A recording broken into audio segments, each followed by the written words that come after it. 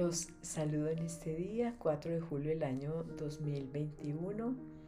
En este día quiero compartir con ustedes unas sencillas reflexiones acerca de lo que muestra el Señor a través de su palabra con la presencia del Espíritu Santo, con base en la liturgia del día de hoy. Mi nombre es Gladys Gutiérrez y quiero compartir con ustedes estas reflexiones para que las meditemos, para que las pensemos y sobre todo para que las incorporemos a nuestro diario vivir. En este día, la primera lectura está tomada de la profecía de Ezequiel, capítulo 2, versículos del 2 al 5. En aquellos días el Espíritu entró en mí, me puso en pie y oí que me decía: Hijo de Adán, yo te envío a los israelitas, a un pueblo rebelde que se ha rebelado contra mí.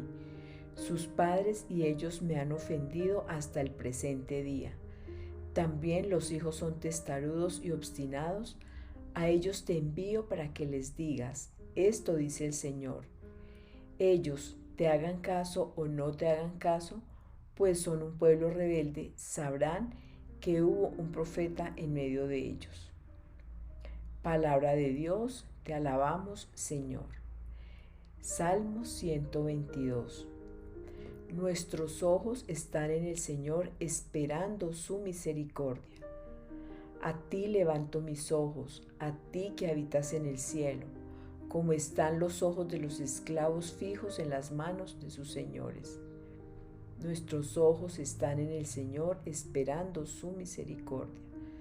Como están los ojos de la esclava fijos en las manos de su señora, así están nuestros ojos en el Señor, Dios nuestro, esperando su misericordia. Nuestros ojos están en el Señor, esperando su misericordia.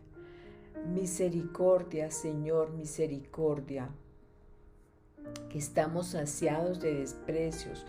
Nuestra alma está saciada del sarcasmo de los satisfechos, del desprecio de los orgullosos. Nuestros ojos están en el Señor, esperando su misericordia. La segunda lectura es tomada de la segunda carta del apóstol San Pablo a los Corintios, capítulo 12, versículos del 7b al 10. Para que no tenga soberbia, me han metido una espina en la carne, un ángel de Satanás que me apalea para que no sea soberbio. 3 veces he pedido al Señor verme libre de él y me ha respondido: te basta mi gracia, la fuerza se realiza en la debilidad. Por eso, muy a gusto presumo de mis debilidades, porque así residirá en mí la fuerza de Cristo. Por eso, vivo contento en medio de mis debilidades, de los insultos, las privaciones, las persecuciones y las dificultades sufridas por Cristo, porque cuando soy débil, entonces soy fuerte. Palabra de Dios, te alabamos, Señor. Lectura del Santo Evangelio según San Marcos, capítulo 6, versículos del 1 al 6. En aquel tiempo fue Jesús a su pueblo en compañía de sus discípulos. Cuando llegó el sábado, empezó a enseñar en la sinagoga. La multitud que lo oía se preguntaba asombrada: ¿de dónde saca todo eso? ¿Qué sabiduría es esa que le han enseñado? ¿Y esos milagros de sus manos? ¿No es este el hijo del carpintero, el hijo de María, hermano de Santiago, y José, y Judas, y Simón? ¿Y sus hermanas no viven con nosotros aquí? Y esto les resultaba escandaloso. Jesús les decía: no desprecian a un profeta más que en su tierra, entre sus parientes y en su casa. No pudo hacer allí ningún milagro, solo curó a algunos enfermos imponiéndoles las manos, y se extrañó de su falta de fe, y recorrió a los pueblos de alrededor enseñando. Palabra del Señor, gloria a ti, Señor Jesús. Padre Santísimo, te doy infinitas gracias por este día nuevo que nos regalas. Gracias por tu palabra, ese alimento espiritual que nos nutre, ese alimento que nos da fuerza, que nos da vida, que nos enseña, Señor, a poder entender y comprender que vivimos gracias a ti, Señor, a ese don maravilloso de la vida que tú nos das. Gracias, Señor, porque hoy nos has permitido levantarnos, estar saludables. Gracias, Señor, porque nos fortalecen en nuestras debilidades, en nuestras tribulaciones, en nuestros conflictos. Gracias porque tu presencia siempre está, Señor, en medio de nosotros, que eres tú la vida misma. Te pido, Señor, que en este día el Espíritu Santo sea el que nos muestre, el que nos revele tu palabra. Que sea tu Espíritu Santo, Señor, el que rompa todas aquellas estructuras que hay en nuestro ser y que nos impiden escuchar hoy tu voz.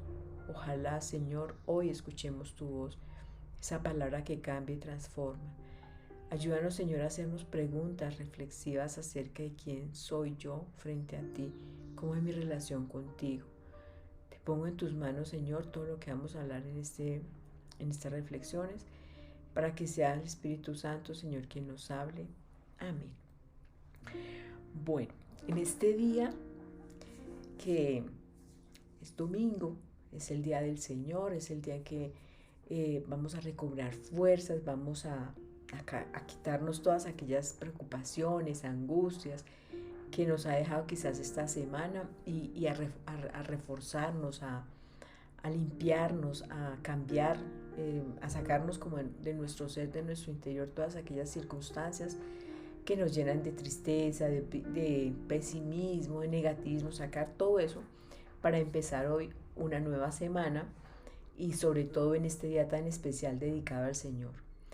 En este día el Evangelio nos muestra muchas preguntas, nos presenta muchas preguntas que se hacen esas personas que están escuchando a Jesús hablar en la sinagoga, pero se hacen esas preguntas dentro de un contexto de incredulidad.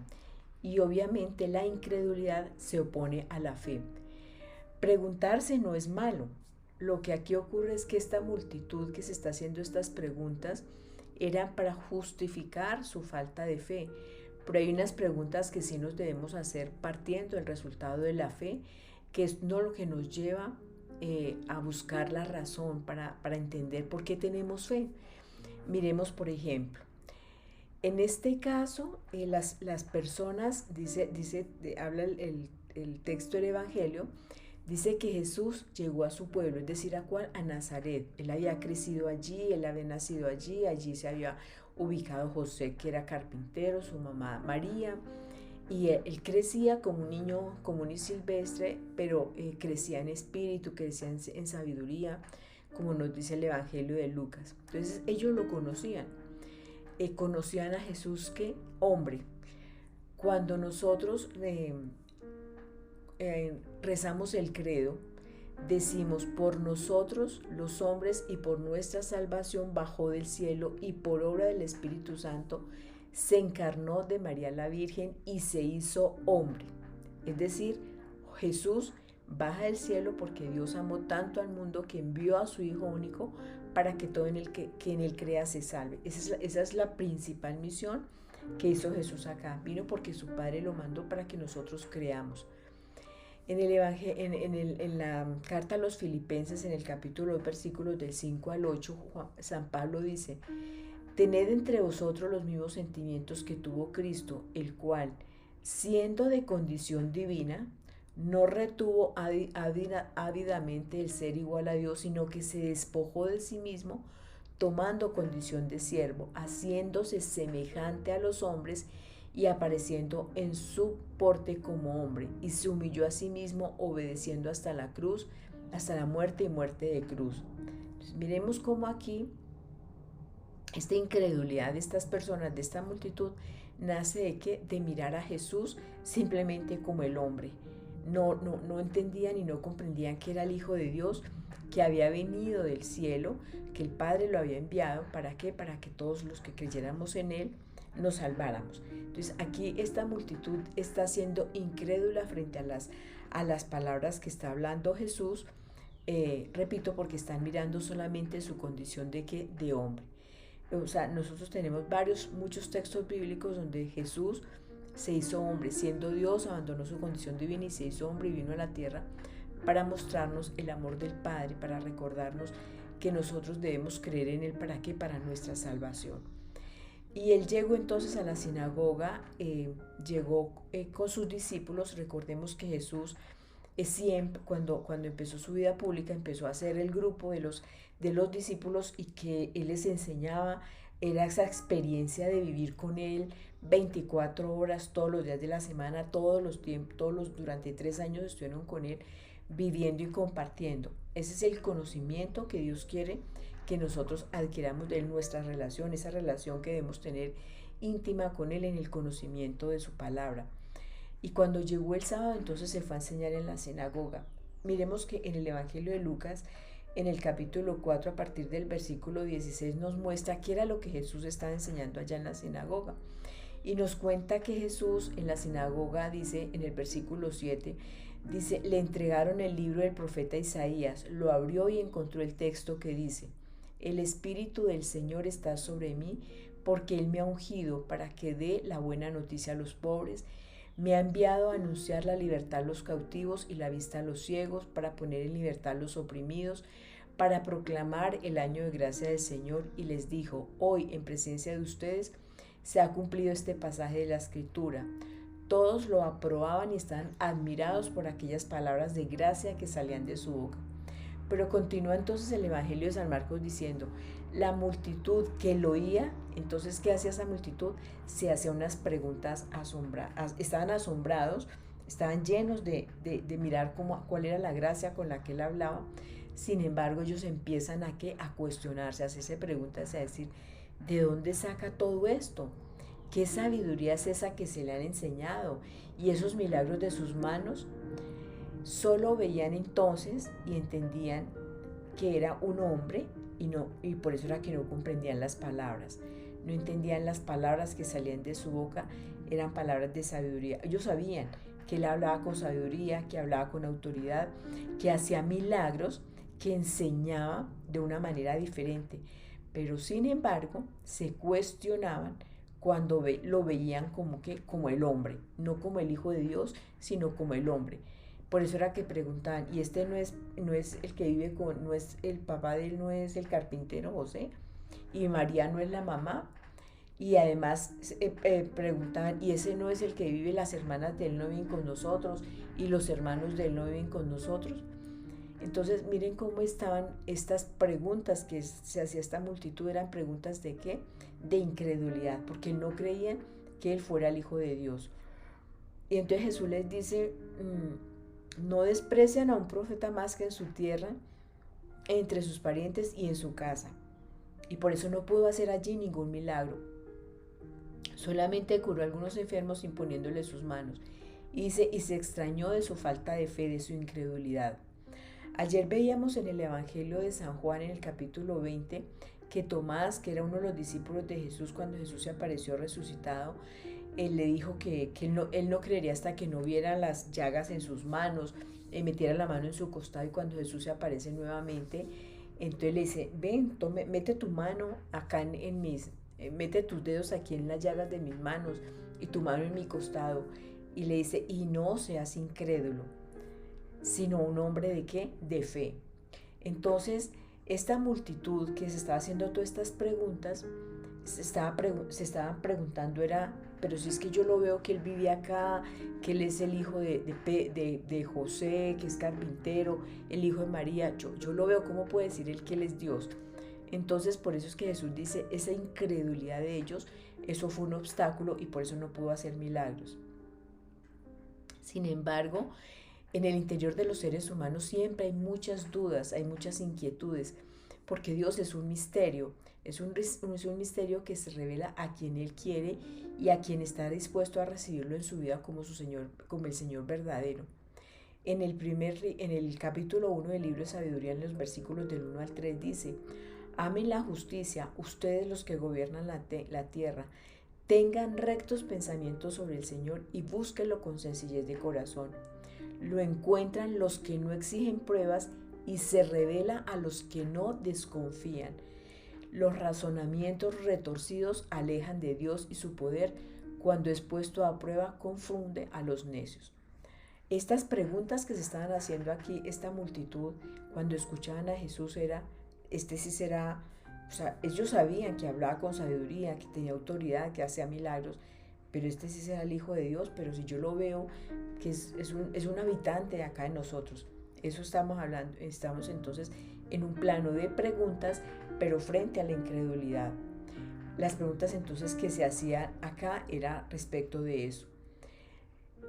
Sin embargo, preguntarse no es malo. Preguntarse es importante porque miremos cómo en el libro de Sabiduría está diciendo, o sea, no tengan pensamientos necios de Dios. Piensen bien, o sea, la fe viene por el oír y el oír la palabra. Y está aquí la fe. La fe, o sea, preguntarnos antes de la fe son preguntas que no debemos hacer, que son preguntas necias. Pero hacernos preguntas partiendo de la fe, esa es la razón de ser de la teología. La teología es el estudio acerca de Dios, que se basa en hacernos muchas preguntas acerca de ese Dios que está siempre ahí, que está siempre en la historia de la humanidad. Y esas preguntas no son preguntas de duda, sino simplemente son preguntas que nos sirven para fundamentar nuestra fe, que se hacen para explicar la razón de nuestra fe. En la antigüedad había un filósofo que se llamaba Sócrates y él tenía un método que se llamaba la mayéutica, que era hacer preguntas, o sea, que él era profesor, era maestro, le enseñaba a sus alumnos y él vio a su mamá, que era partera, cómo ella ayudaba a traer los niños al mundo, y entonces él decía que así como su mamá ayudaba a que los niños nacieran a la luz, a la verdad, que también esa era la forma en que los profesores, los maestros, los que educan, los que enseñan, esa era la forma en que debían enseñar, es decir, haciéndole preguntas al alumno para que él desde su interior buscara las respuestas y encontrara una verdad que era irrefutable. O sea, que era más valioso lo que el ser mismo sacara de su interior que lo que el maestro le pudiera decir o le pudiera enseñar. Nuestros métodos de educación lamentablemente siguen siendo aún en la actualidad mucho así, ¿no? El maestro llega y empieza a hablar y hablar y a darles una cantidad de información a los alumnos y muchas veces ni siquiera pues se da cuenta si los alumnos están aprendiendo o no. Entonces, el método de la mayéutica de Sócrates consistía en que él hacía preguntas acerca de un tema concreto.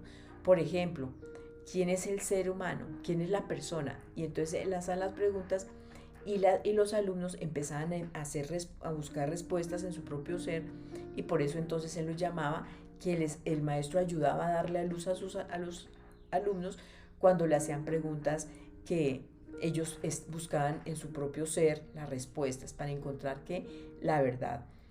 Entonces se planteaba un tema, por ejemplo, ¿qué es el ser humano?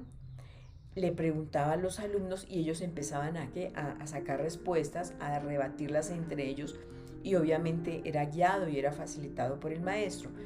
Y había un momento digamos, de clic, que era la confusión y la desorientación del alumno, y era cuando en el momento en que se genera un cambio, se hacían con muchas reflexiones, como que se empezaba a cuestionar, y en ese momento era que entonces empezaba a alumbrar una nueva idea en la persona, y había aprendido a hacer algo muy importante, que era que cambiar, transformar, salir de esa ignorancia para llegar a una verdad. Él lo decía Sócrates, que era como el momento en que la mujer sentía esas contracciones para tener a un hijo, era ese momento de confusión, y que cuando nacía, cuando daba luz, entonces era cuando surgía esa nueva idea, ese nuevo conocimiento que había salido del propio ser. Entonces ahí era cuando realmente había un proceso de aprendizaje. Entonces, estas preguntas, reitero, que está haciendo esta multitud, eran preguntas de incredulidad. Este es el hijo de José, luego no puede hacer milagros, no puede ser el hijo de Dios, porque él entonces está diciendo, a mí me ha ungido el Señor, me ha enviado para liberar a los cautivos, para llevar la buena nueva, para anunciar la libertad, para sanar, para devolverle la vista a los ciegos, y ellos no, por su incredulidad no creían. En conclusión, hay preguntas que son muy importantes que nosotros debemos hacer. Esas preguntas para qué, que nos llevan a la reflexión, que nos llevan a interiorizar. Pero repito, partiendo de nuestra fe. No podemos hacernos preguntas para dudar de nuestra fe, porque ahí sí estamos haciendo ¿qué? Preguntas necias, porque estamos hablando de incredulidad. Pero si me hago preguntas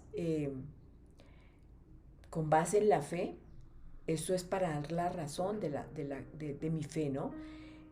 Por ejemplo, un claro ejemplo es cuando Jesús se encuentra con la samaritana y empieza a hacerle preguntas y preguntas hasta llevarla a ella a reconocer que ella tenía varios maridos y que ninguno era su esposo, para llevarla a reconocer todo lo que ella había hecho y darse cuenta que era un vacío que ella tenía en su corazón porque Dios no estaba. Pero cuando ella se dio cuenta cuál era su situación, empezó a cambiar, a transformar. Por ejemplo, entonces dice en el Evangelio de Juan capítulo 4, versículo 39, que ella había tenido varios maridos y estas preguntas entonces dicen: aquel pueblo muchos creyeron en él por las palabras de la mujer que atestiguaba, me ha dicho lo que hice. O sea, él sabía que era lo que ella había hecho y que todo lo que ella había hecho era porque tenía un vacío en su corazón. Y a través de las preguntas y las preguntas, ella fue sacando y se dio cuenta que efectivamente había un vacío, que ella necesitaba amor y por eso era que buscaba tantas personas para que llenaran esos vacíos. Solamente cuando Dios llenó su corazón es que ella empezó a decir, a sentir alegría y a llenar esos vacíos. Entonces, ¿con qué lo hizo Jesús?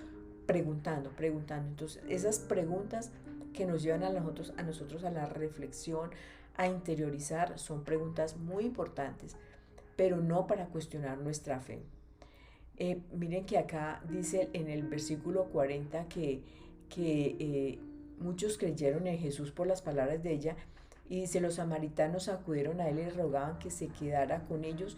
Él se quedó 2 días y luego le decían a la mujer: ya no creemos por lo que nos has contado, porque nosotros mismos lo hemos escuchado y sabemos que este es realmente el Salvador del mundo. Esas preguntas de reflexión, las preguntas que transformaron la vida de esta mujer, la llevaron a que ella hiciera lo propio con otras personas y también les ayudara a creer, a llevarlos también a llenar ese vacío con la palabra de Dios.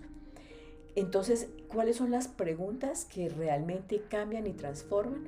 Esas preguntas, repito, que transforman y que cambian nuestra esencia, pero no por falta de fe, sino una vez tenemos fe, nos empezamos a cuestionar sobre Dios, que nos va revelando para adquirir sabiduría. Miremos que en el libro del Eclesiástico, en el capítulo 6, dice como claramente esto: hijo mío, desde la juventud busca la instrucción y hasta en la vejez te encontrarás con sabiduría. Si quieres, hijo mío, llegarás a sabio. Si te lo propones, llegarás a entender. Si te gusta escuchar, aprenderás. Si prestas oído, te instruirás. Pero mire qué es lo que nosotros tenemos que reflexionar. Cuando nosotros reflexionamos es hacernos cuestionamientos, hacernos preguntas. Dice en el Eclesiástico capítulo 7, versículo 37. Reflexiona sobre el respeto del Altísimo y medita sin cesar sus mandamientos. Él te dará la inteligencia y según tus deseos te hará sabio. Entonces, ¿en qué es lo que tenemos que reflexionar nosotros? En el respeto a Dios. ¿Será que mi vida está conforme a la voluntad de Dios? Medita sin cesar sus mandamientos. ¿Será que yo amo como ama a Dios, como Dios me pide que yo ame? ¿Será que yo perdono? O sea, miren cómo mi fe me dice, ¿cuántas veces tengo que perdonar? 7, siempre.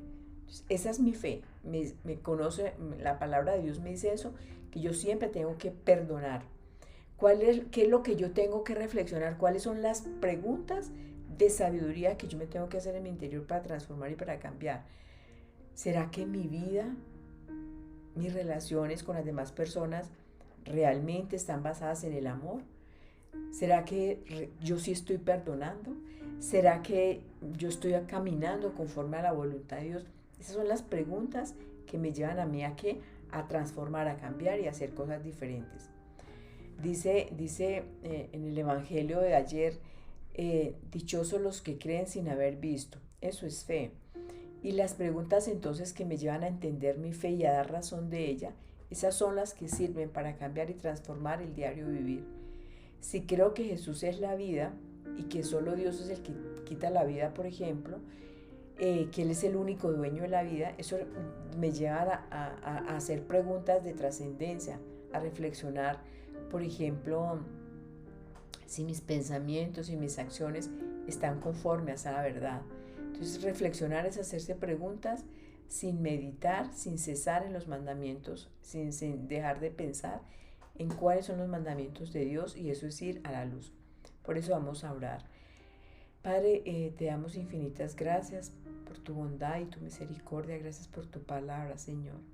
Gracias por ese espíritu de verdad que nos hace reflexionar acerca de nuestra fe contigo, acerca de nuestra vida, acerca, Señor, de si realmente estamos, si tú eres realmente el Dios en nuestra vida, si tenemos un claro concepto de ti, si sabemos quién eres tú realmente, Señor, si cumplimos tus mandatos,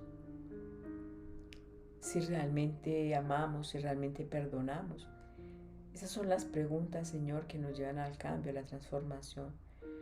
Hoy te pido, Señor, que tu Espíritu Santo sea el que nos muestre y nos revele esa verdad, porque así lo dices en tu palabra, Señor. Tú dijiste, amado Jesús, a ustedes les conviene que yo me vaya para que el Padre envíe el Espíritu Santo, ese Espíritu de verdad, ese Espíritu que les recordará todas las palabras que yo les he dicho, ese Espíritu que los defenderá, que será el Paráclito, ese otro defensor. Te doy gracias, Señor, por tu presencia en nuestras vidas a través del Espíritu Santo. Espíritu Santo, ilumínanos. Espíritu Santo, ayúdanos a cuestionarnos, a hacernos esas preguntas que trasciendan, esas preguntas que lleven a que nosotros realmente cambiemos nuestra manera de pensar, nuestra manera de vivir, y que así te agrademos. Ayúdanos, Señor, a no tener preguntas de incredulidad, sino esas preguntas que partan de nuestra fe, que permitan sostenernos y dar certeza de que contigo, Señor, todo es claro. Te doy gracias a ti, Padre, a ti, Hijo, a ti, Espíritu Santo, por todo lo que nos enseñas, por todo lo que nos das desde hoy para siempre, por los siglos de los siglos. Amén, amén y amén.